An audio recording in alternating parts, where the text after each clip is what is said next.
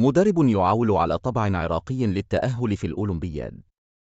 يرى المدرب العراقي علي وهيب أن المنتخب الأولمبي بإمكانه التأهل إلى الدور المقبل من الأولمبياد في دورة باريس 2024 في حال ظهور طبع عراقي لدى اللاعبين بالمباراة المقبلة.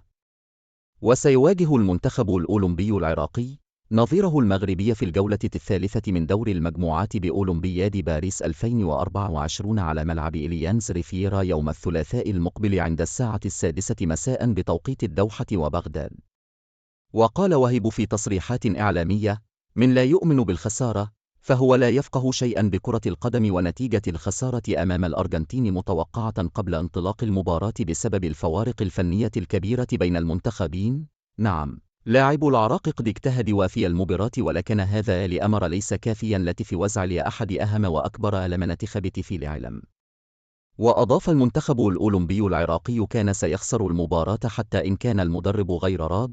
الخسارة ليست بسبب المدرب، على العكس شنيشل كان جريئا ولعب بطريقة هجومية وحاول سد الثغرات، لكن الخسارة لحقت بالمنتخب الأولم بالعراق بسبب أخطاء اللاعبين وفرق الخبرة، والاسم كان واضحا.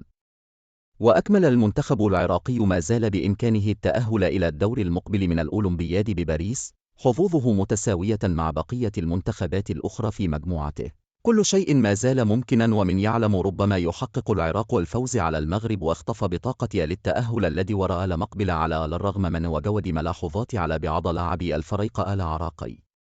ونوه: دكة بدلاء المنتخب الأولمبي العراقي غير جيدة وأغلبهم بدلاء في فرقهم العراقية. أعتقد أن المدرب راضي شنيشل كان بإمكانه استدعاء لاعبين آخرين قد يكونوا أفضل من الموجودين، لكن الأمر انتهى والعراق دخل البطولة ولعب بمن حضر.